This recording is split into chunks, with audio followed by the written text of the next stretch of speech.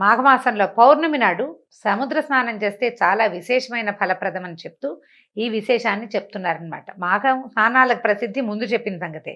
నిజానికి మకర సంక్రమణం జరిగింది మొదలు కుంభ సంక్రమణం వరకు జరిగే మధ్యలో ఉండే కాలం కాలం మాఘమాసం అని చెప్తారట. అంటే పూర్వం ఇది పాటించే వాళ్ళేమోనండి. మనం ఇప్పుడు ఏం చేస్తాము, మాఘ పౌర్ణమి పాడ్యమి నుంచి అమావాస్య వరకు మనం మాఘమాసంగా భావిస్తాం. అయితే మకర సంక్రమణం దగ్గర నుంచే అని చెప్తున్నారనమాట. అక్కడి నుంచి కుంభ సంక్రమణం వరకు ఉండే మధ్యకాలము అని ఇదొక లెక్క.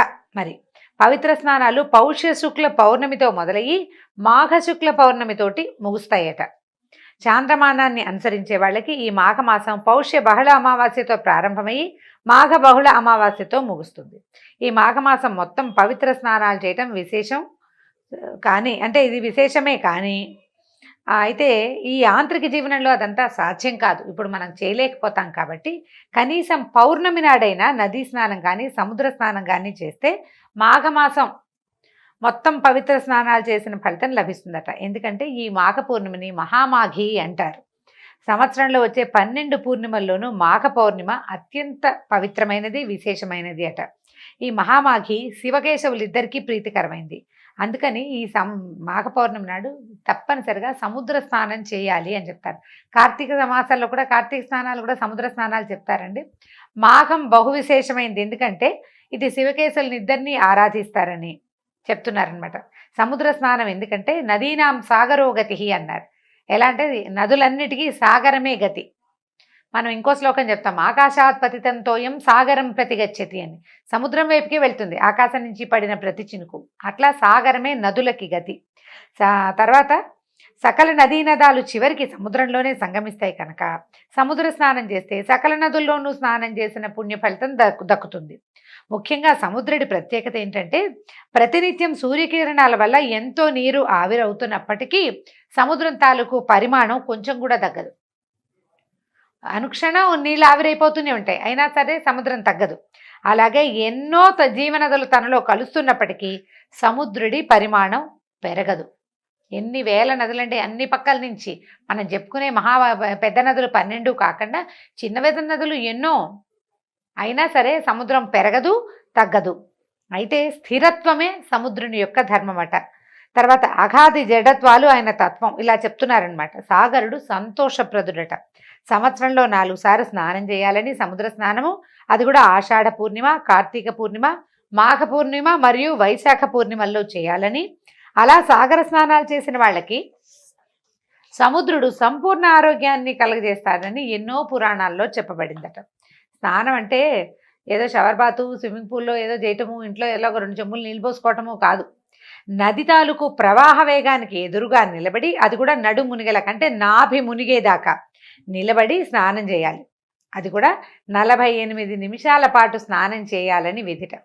ఒక్కసారి అవకాశం దొరికిన నదిలో నిలబడి మునిగి తల ముంచాల్సిన అవసరమేం లేదు. ఆటలాడటం కాకుండా ఇట్లా నాభి వరకు నీళ్లలో కనుక నిలబడితే ఈ ప్రవాహ వేగం వల్ల వచ్చే కరెంట్స్ అన్నీ శరీరాన్ని శుద్ధి చేస్తాయండి.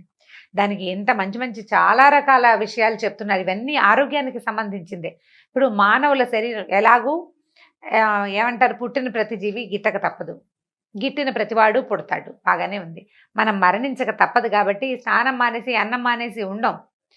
జీవిగా పుట్టినప్పుడు దానికి తగినట్టుగా మనం ప్రయత్నం చేసుకుంటూ వెళ్ళాలి. ఎప్పుడు మన జీవుడికి కాలం పూర్తవుతుందో ఆనాడు వెళ్ళిపోతాం.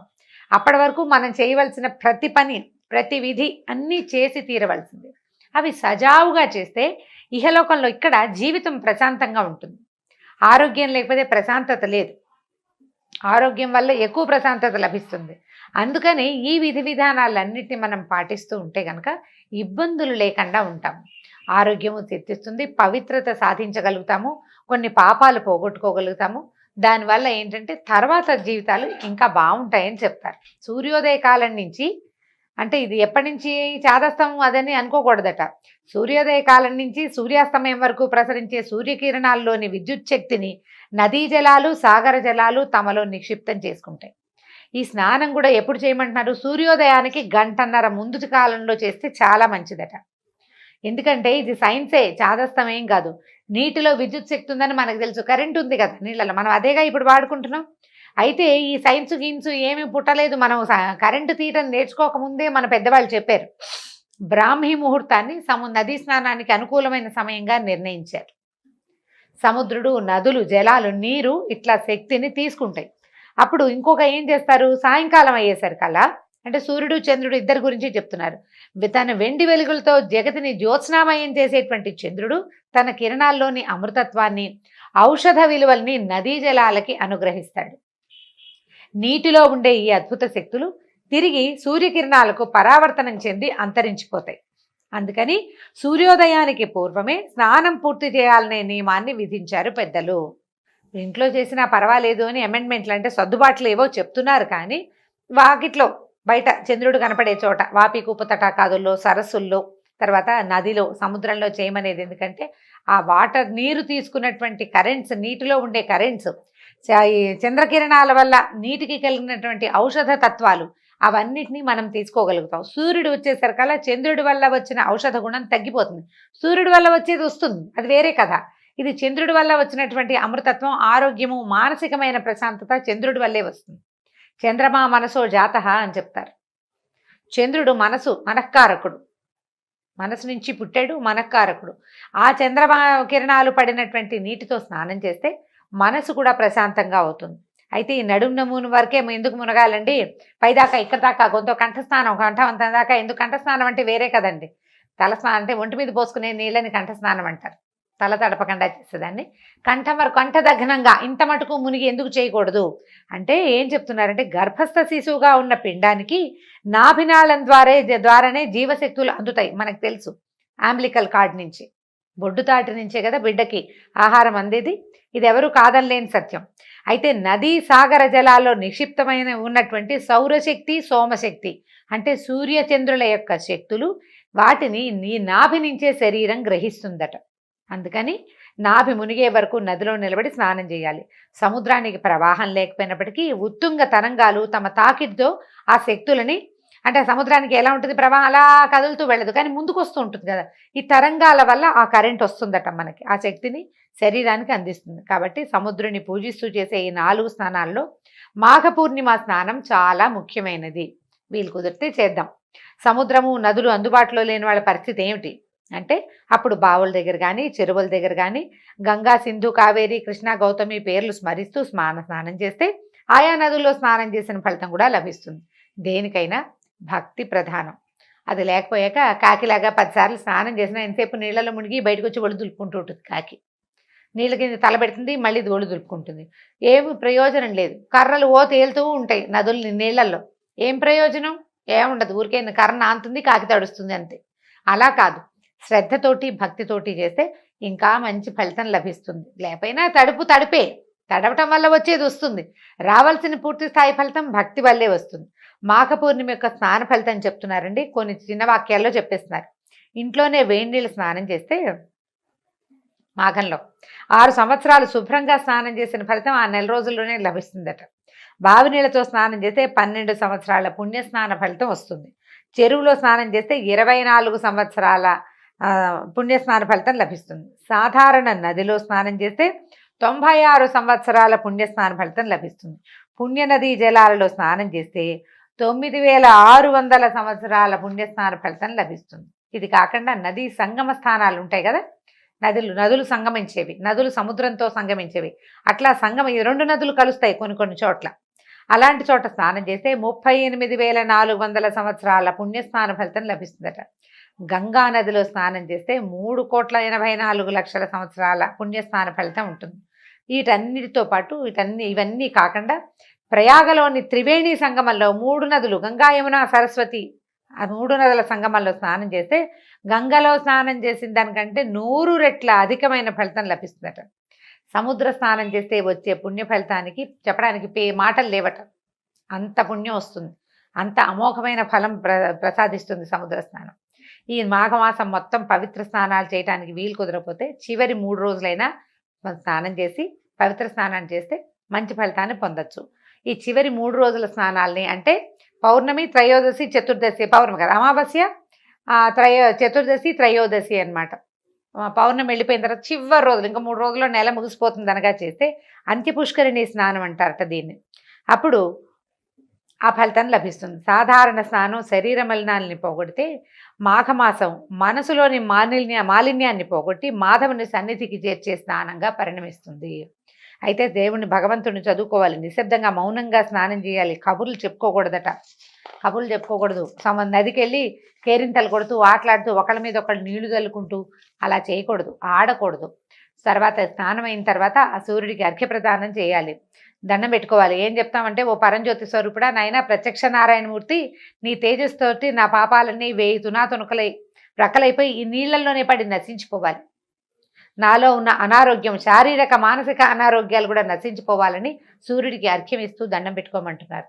దీని తర్వాత పితృదర్పణాది నిత్యకర్మలుంటే పూర్తి చేసుకుని ఇష్టదైవాన్ని ఆరాధించాలి, దాన ధర్మం చేయాలి. వస్త్రాలు, కంబళి అంటే దుప్పటి, పాదరక్షలు, గొడుగు, తైలము, నెయ్యి, తిలపూర్ణ ఘటము, నువ్వులతో నింపినటువంటి పాత్ర, బంగారము, అన్నము మొదలైనవి దానం చేస్తే మహాపుణ్య ఫలితం లభిస్తుందట. చేయగలిగే సామర్థ్యం ఉన్నవాళ్ళు గనక అవకాశం ఉంటే నేతితో తిలహోమం చేస్తే మరింత పుణ్యం వస్తుందట. మామూలుగా తిలలు చాలా మంచివి, కానీ ఏమంటే నువ్వులు ముట్టుకోకూడదని అలా అనుమానాలు ఉంటాయండి. శనివారం ముట్టుకోకూడదు, శుక్రవారం ముట్టుకోకూడదు, చాలా ఉంటాయి. సాక్షాత్తు శనేశ్వర స్వరూపం అని అదని భావిస్తాం. అలా అది చాలా తప్పట. విష్ణుమూర్తి యొక్క స్వేద బిందువులే తిలలట.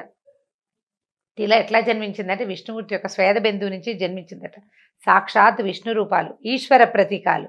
అందుకని శివుడికి ఏం చేస్తారు, ఏకాదశి రుద్రాభిషేకం చేసేటప్పుడు తిలలతోటి అభిషేకం చేస్తారు. ఒక అభిషేకం తిలలతోటి చేస్తారు. తిలలకు అంత విశిష్టమైన స్థానం ఉంది. అయితే ఈ మాఘమాసాలు ఏం చెప్తారంటే, నెల రోజులు 1 వంతు చక్కెర, 3 వంతులు తిలలు అంటే 3 స్పూన్లు నువ్వులు కనుక వేస్తే కాస్త వేయించి ఓ స్పూన్ పంచదార వేసి దాన్ని కొద్దిగా గ్రైండ్ చేసి నువ్వుల పొడి అది ఎవరికైనా పెట్టడం, అది ప్రసాదంగా పనిచేస్తుంది అనమాట. విష్ణుమూర్తికి నివేదన చేయటము, ఆ తర్వాత ప్రసాదంగా పంచిపెట్టమంటున్నారు. తిలపాత్ర దానం చేయటం కూడా చాలా మంచిది. అంటే ఒక చిన్న రాగి పాత్ర తీసుకుని నిండా తిలలు, నువ్వులు పోసి పైన ఒక చిన్న బంగారపు నలుసు పెట్టమంటున్నారు శక్తి అనుసారం. ఇప్పుడు గ్రాము కూడా పెట్టలేని పరిస్థితికి వచ్చేసామండి మనం, బోళ్ళంత ఖరీదైపోయింది. పెట్టగలిగితే పెట్టటము, లేదా ఒక పండు తాంబూలం పెట్టి ఎవరికైనా ఇవ్వండి అని చెప్తున్నారు. తిలపాత్రని బ్రాహ్మణుడికి దానం చేస్తే మనోవాంఛితం నెరవేరుతుందట. ఇది జాతకరీత్యా ఏమైనా శని దోషము, పీడ అవన్నీ ఉంటే అవి నశిస్తాయట. ఆఖరి మాట ఏం చెప్తున్నారంటే, మాఘమాసం నెల రోజులు పవిత్ర స్నానాలు చేయాలని, ముఖ్యంగా మాఘ పౌర్ణమి నాడు సముద్ర స్నానం చేయాలని చెప్పుకున్నాం కదా. పూర్ణిమకి సముద్రానికి సంబంధం ఏమిటి అనేది చివరి 2 వాక్యాల్లో చెప్తున్నారు. ప్రతి పూర్ణిమకి, అమావాస్యకి సముద్రానికి పోటు ఎక్కువగా ఉంటుంది. పౌర్ణమి దైవ సంబంధమైన తిథి, అమావాస్య పితృదేవతలకు సంబంధించిన విధి. అందుకని ఈ 2 పుణ్యతిథుల్లోనూ సముద్ర స్నానం చేయాలని శాస్త్ర నియమం. ఇది కూడా మళ్ళీ చీకటి పడ్డాక చేయకూడదండి, వెలుగుండగానే చేయాలి. మామూలుగానే సాయంకాలాలు సముద్రాలకి ఆటుపోట్లు ఎక్కువ అవుతాయి. పౌర్ణమి, అమావాస్యల్లో పోటు అవి హెచ్చుగా ఉంటుంది, ఎక్కువ ఉంటుంది అనమాట. వేగం పెరిగిపోతుంది. చంద్రోదయం అయ్యేసరికల్లా సముద్ర వేగం పెరిగిపోతుంది అనమాట. ఆ సమయంలో చేయకూడదు. పౌర్ణమి రోజుల్లో సాయంకాలాలు చీకటి పడ్డాక ఎప్పుడు సముద్ర తీరాల్లో ఉండటం ఏమంత మంచిది కాదు. మన పాత పెద్దవాళ్లే చెప్పేవాళ్ళు, ఇప్పుడు అసలు మంచిది కాదు. కాబట్టి పగటి వేళల్లోనే చేయాలి. జ్యోతిశాస్త్ర రీత్యా పూర్ణిమ తిథి నాడు రవిచంద్రులు ఒకరికొకరు సమసప్తక కేంద్రగతులై పరస్పరం వీక్షించుకుంటారు. వాళ్ళిద్దరూ కరెక్ట్గా ఒక యాంగిల్లో కలుస్తారనమాట. ఆ తర్వాత అమావాస్య నాడు రవిచంద్రులు కూడా ఒకే కేంద్రంలో ఉంటారు. కాబట్టి ఇది వాళ్ళిద్దరికి ఉన్న సంబంధం. సూర్యుడు చంద్రుడు ఉన్న సమయంలో గనక సముద్ర స్నానం ఆ రోజుల్లో కనుక చేస్తే ఆ ఇద్దరి తాలూకు ఫలితం లభిస్తుందని చెప్తూ వశిష్ఠ మహర్షి ఈ కథని, ఈ విషయాన్ని మన దిలీప మహారాజుకు తెలియజేశారు. ఈ సందర్భంలో ఈ గంగా స్నానము, సముద్ర స్నానము లేదా గంగా సముద్రంలో కలిసే చోట స్నానం చేయటం ఫలితాన్ని గురించి చెప్తూ వశిష్ఠ మహర్షి ఒక విశేషమైన కథని దిలీప మహారాజుకు తెలియజేస్తున్నారు.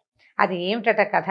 పూర్వము గృత్స్నమధుడనే మహర్షి జన్హు మహర్షి వీళ్ళిద్దరూ కలిసి మాట్లాడుకుంటున్నారట. మాఘమాస వ్రతం చేయటం వల్ల మనుషులకి జ్ఞానము, మోక్షము కలుగుతుందా అని అడిగితే కనుక జన్హు మహర్షి ఏం చెప్పారంటే, పూర్వం మాఘమాస వ్రతం ఆచరించడం వల్ల ప్రాణికి ఇహలోక పరలోక సుఖాలు కలుగుతాయి, వాళ్ళ కష్టాలు తీరుతాయి అని చెప్పి ఇలా చెప్పేవాళ్ళు పెద్దలు. అయితే సంతుష్టుడైన మానవుడు ఇంకా హరికి ప్రీతికరమైన వ్రతాలను కూడా చేసి జ్ఞాని సత్కర్మల్ని ఆచరించి ముక్తిని పొందుతాడు. మనం పెద్దవాళ్ళు చెప్తారు, మనం తెలుసుకుని ఏం చేస్తాము, పెద్దవాళ్ళు చెప్పారు కదా, ఏదో ఎన్నో కొన్ని ఆచరిస్తూ ఉంటాం కదా.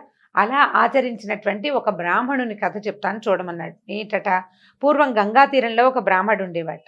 ఆయన వేదాంగాలు చదువుకున్నాడు, ఉత్తమశీలుడు, ఆచారవంతుడు, బహుబుద్ధిమంతుడు, నీతి, దయ, జ్ఞానము, ఇంద్రియ జయము అన్నీ ఉన్నాయి ఆయనకి. ఈయనకి చక్కగా ఉత్తమురాలైన ఒక భార్యమణి కూడా ఉంది. కానీ సంతానం లేదు చాలా సంవత్సరాల కాలం పాటు. అయ్యేసరికల్లా ఏ లోటు లేదు కానీ ఇక పిల్లలు లేకపోతే ఎట్లాగా? అందుకని ఏం చేశాడంటే గుణవంతుడైన ఒక్క పుత్రుడు కలిగినా చాలు, మనకు పిల్లలు కలగలేదని ఆవిడ చాలా విచారపడుతూ ఉండేదట. మన వంశం ముందుకెళ్ళదా అని ఆయన దిగులు పడేవాడు. ఇక నేను అమ్మ అని పిలిపించుకోలేనా అని తల్లి బాధపడుతూ ఉండేది, ఆవిడ కూడా, ఆయన భార్య కూడా. అయితే ఏమనుకున్నారంటే ఒకళ్ళతో ఒకళ్ళు మాట్లాడుకుంటూ ఆవిడంది, ఎవరైనా పెద్దవాళ్ళని అడుగుదాము, సంతానం కలగటానికి ఏదైనా ఒక సలహా తీసుకుని చేస్తే బాగుంటుంది అనేసరికల్లా సరే బాగా ఆలోచించుకుని వీళ్ళు ఏం చేశారంటే శ్రీమన్నారాయణమూర్తిని గురించి తపస్సు చేద్దామని భావించారు. పూర్వము మృకండ మహర్షి విష్ణుమూర్తిని అంటే ప్రార్థన చేసే కదా సంతానాన్ని పొందాడు. సంతానాన్ని ఎట్లా పొందాడు? విష్ణుమూర్తిని కాబట్టి ప్రార్థన చేశాడు, ఆయన ప్రార్థనకే ఆయనకి సంతానం కలిగింది. తర్వాత ఆ పిల్లవాడు మార్కండేయుడు అయ్యాడు, చిరంజీవి అయిపోయాడు కదా. కాబట్టి ఈ అవకాశాన్ని చూసుకుని మనం కూడా ఏదైనా తపస్సు చేద్దామని భావించారట. బ్రాహ్మడు అష్టాక్షరి జపం చేస్తూ విష్ణుమూర్తిని మనసులోనే నిలుపుని తీవ్రమైన తపస్సు చేశాడు. కొంతకాలానికి స్వామి ప్రత్యక్షమయ్యాట. చక్కగా వనమాలను ధరించి, శంఖచక్రాదులు ధరించి, మెడలో వనమాల శంఖచక్రాలు ధరించి చతుర్భుజుడైన మహావిష్ణువు ఇతని ముందు ప్రత్యక్షమయ్యాట. ఈయన ఎలా ఉన్నాడంటే మకర కుండలాలతోటి ధగధగాయమానంగా ఉన్నాడు. మా స్వామి మహాసౌందర్యవంతంగా ఉన్నాడు. అయితే లక్ష్మీ సమేతుడై గరుడారూఢుడై ఇక్కడికి వచ్చాడట. వచ్చినా సరే ఆయన తపస్సులో మునిగిపోయాడు. విష్ణుమూర్తి వచ్చి నుంచున్నా ఒళ్ళు తెలియటం లేదు ఆయనకి. అప్పుడు ఆయన నవ్వుతూ, విప్రా, నేను నీకు వరాన్ని వేయడానికి వచ్చాను, లేచి కళ్ళు తెరువు, నీకేం వరం కావాలో కోరుకోమన్నాడు. అప్పుడు ఈయన, అయ్యా నాకు ఒళ్ళు తెలియటం లేదు అని చెప్పాడనమాట. అప్పుడు భగవంతుడు ఏమనుకున్నాడంటే, నా కోసం తపస్సు చేశాడు, నేను రాగానే రెడీగా వరం అడిగేసేయాలి, అది కావాలి ఇది కావాలని అడగాలి. అయినా కూడా నిశ్చల చిత్తుడుగా ఉన్నాడు. భగవంతుడి దర్శనం అయినా కూడా ఇంకా ధ్యానంలోనే మునిగి ఉన్న ఈ బ్రాహ్మణుడికి అతను ఏది అనుకుంటే అది ఆ కోరిక తీర్చాలని భావించాడట. భావించి అతన్ని మనసు మరిలేటట్టుగా చేశాడనమాట. మనసు మరిలిపోయేటట్టుగా అతన్ని మాయలోంచి బయటపడేశాడు. ఈ భగవంతుడిని సాక్షాత్కరించినటువంటి విష్ణుమూర్తిని చూసేసరికి ఆ బ్రాహ్మణుడు ఎన్నో స్తోత్రాలు చేశాడు, ఎన్ని శ్లోకాలో చేశాడు, ప్రదక్షిణాలు చేశాడు, ప్రదక్షిణ నమస్కారం చేశాడు, పాదాలు పట్టి వదల్లేదు. స్వామి ఇంత సులువుగా ప్రత్యక్షం అవుతామని అనుకోలేదు అని చాలా పరిపరి విధాలా ప్రార్థించాడు. ప్రార్థించాక ఆయన అడిగాడనమాట, నాయనా ఏమిటి నీకు ఏం కోరికుంది, నీకే కావాలి అని అడిగేసరికల్లా ఆయన ఏం అడిగానంటే, నాకు నీ పాదాల మీద నిశ్చలమైన భక్తి, విష్ణుమూర్తి మీద భక్తి కావాలి. విష్ణుమూర్తి పాదాలని అటు ఇటు పోకూడదు నా దృష్టి, వేరే ఇతర దైవాల వైపు వెళ్ళొద్దు. భగవంతుని పట్ల భక్తి నీవు మొదటిది. తర్వాత ఏమో ఇహలోకంలో పరలోకంలో కూడా సద్గతికి కారణమైన పుత్ర సంతానాన్ని ఇచ్చి నాకు ముక్తిని ప్రసాదించు. నాకు గనక సంతానం కలకపోతే నాతో పాటు నా పితృదేవతలు కూడా మలమల మాడిపోతారు, అన్నోదకాలకి ఉండవు, నాకు అన్నోదకాలు ఉండవు, పితృదేవతలకి ఉదకాలు ఉండవు అని అడిగాడు. అడిగేసరికల్లా ఈయన ఏమన్నాడు, నువ్వు కోరినట్టే వరం ఇచ్చాను, నువ్వు చేసిన స్తోత్రం ఎవరైతే చదువుతారో వాళ్ళకు కూడా నీకు ఇచ్చిన వరము వాళ్ళకు కూడా ఇచ్చినట్టే అంత చక్కటి స్తోత్రం చేసేవని ఆయన మెచ్చుకున్నాడు. అష్టోత్తర శతనామాలు చెప్పాడట బ్రాహ్మడు. సరే చెప్పి విష్ణుమూర్తి అంతర్ధానం అయిపోయాడు. ఈయన చాలాగా అమ్మయ్య పోగొట్టుకున్న సొమ్ము దొరికిన వాడికి వచ్చినంత సంతోషం వచ్చిందట బ్రాహ్మడికి. ఇక్కడి నుంచి ఈ తపోభూమి నుంచి గబగబా ఇంటికి వెళ్ళిపోయాడు. కొంతకాలానికి ఆయన భార్య గర్భవతి అయింది. ఒక కుమారుడు కన్నాడు, పుట్టాడు. ఎంత చక్కటి వాడోట. పిల్లాడు ఎక్కువగా ఏడ్చేవాడు కూడా కాదు, బహుబుద్ధిమంతుడైన పిల్లవాడు. కాస్తంత 2 ఏళ్ళు 2వ ఏడు వచ్చింది, సంవత్సరం నిండి 2వ ఏడు వస్తే ఒకనాడు నారద మహర్షి వీళ్ళ ఇంటికి వచ్చారట. అయితే ఈ పిల్లాడు కొంచెం అప్పుడే తప్పటడుగులు వేస్తున్నాడు, కొద్దిగా అత్త తాత అంటున్నాడు. నారద మహర్షి పాదాలకు నమస్కారం చేసేసరికి ఆయన పిల్లాడిని ఇట్లా దగ్గరికి తీసుకుని, వీడు ఆయుర్దాయం 12 ఏళ్ళేరా నాయన అని చెప్పాడట. పిల్లాడు 12 ఏళ్లే బతుకుతాడని చెప్పేసరికల్లా నిర్ఘాంతపోయాడు బ్రాహ్మడు భార్య. లేక పుట్టిన పిల్లాడు విష్ణుమూర్తిని ప్రార్థించి తపస్సు చేస్తే ఆయనంతటా ఆయన వరం ఇచ్చాడు. నీ మనసులో ఏదుందో అది నీకు ఇచ్చేస్తానన్నాడు. ఆ ఇచ్చేసిన వరం అల్పాయుష్కుడైన కొడుకైపోయాడే అని ఎంతో ఏడ్చారు. చాలా దుఃఖం, అన్నం సహించేది కాదట. ఎప్పుడూ విచారమగ్నులుగా ఉండేవాళ్ళు. అయితే కొన్నాళ్ళకి ఏమనిపించిందంటే, నేను ఇంత తపస్సు చేసి పిల్లాన్ని పొందితే చివరికి వీడు ఇలాగే ఉంటాడు, విద్యాభ్యాసం చదువు కూడా పూర్తవదు. 8 ఏళ్లకు ఒడుగు చేసి చదువుకు పంపిస్తాము, చదువు ఎక్కడ పూర్తవుతుంది, 12 ఏళ్ళకి అవ్వదు కదా, విద్య కూడా పూర్తి కాకుండా వివాహం కూడా కాకుండా ఇంత చిన్న పిల్లాడే మరణిస్తాడు అనేసరికల్లా అసలు నేను దీన్ని తట్టుకోలేకపోతున్నానని భార్య అంటూనే ఉంది, ఆయనకి అనిపిస్తోంది అనమాట. సరే ఏమనుకున్నారంటే భార్యను ఓదార్చాడు. నువ్వు ఉండు, ఇప్పుడు ఈ సమస్య ఎందుకు వచ్చిందో మనం తెలుసుకోవాలి. విష్ణుమూర్తి ఇచ్చిన వరాన్ని నారద మహర్షి వచ్చి కాదని ఎలా చెప్తాడు? కాబట్టి మళ్ళీ ఏం చేద్దామంటే, ఎవరైనా సరే పుట్టాక మరణించక తప్పదు, ఇవాళ కాకపోతే రేపు. కానీ ఇలా అల్పాయుష్కుడైన కుమారుణ్ణి భగవంతుడు నాకు ఎందుకు ప్రసాదించాడో మనకు తెలియాల్సిందే. కాబట్టి నేను మళ్ళీ విష్ణుమూర్తి కోసం తపస్సు చేస్తాను, నువ్వు పిల్లాన్ని పెట్టుకుని జాగ్రత్తగా ఉండు. 12 ఏళ్లకి మృత్యు అన్నారు, అప్పటిదాకా ఏం భయం లేదు, నువ్వు పిల్లాడితోటి ఉండమని కొంతమంది శిష్యుల్ని ఆమెకు తోడుగా ఇంట్లో నియమించి ఈయన మళ్ళీ గంగా తీరానికి చేరిపోయాడట. గంగా తీరానికి చేరి అక్కడ నియమనిష్టలతోటి విష్ణుమూర్తిని సర్వోపచారాలతోటి అర్చించి అష్టాక్షరి మంత్రాన్ని జపించడం మొదలుపెట్టాడు. ఇక ఎంత కాలమో తపస్సు చేసేట. మొదట చేసిన దానికంటే రెండోసారి తపస్సు ఇంకా ఎక్కువ చేశాడు. అయితే అతనికి విష్ణుమూర్తి ప్రత్యక్షమయ్యాడు. ప్రత్యక్షమైన విష్ణుమూర్తి ఏ రకంగా ఈ బ్రాహ్మణ్ణి ఆదుకున్నాడో రేపటి భాగంలో విందాం. అయితే రేపు 15వ రోజు పౌర్ణమి కాబట్టి పౌర్ణిమా స్నాన విధిని విని ఉన్నారు. వీలైనంత మటుకు, కుదిరినంత మటుకు ఎవరు ఎలా చేయగలిగితే అట్లా పౌర్ణమి వ్రతాన్ని పూర్తి చేసుకోండి. నమస్కారం.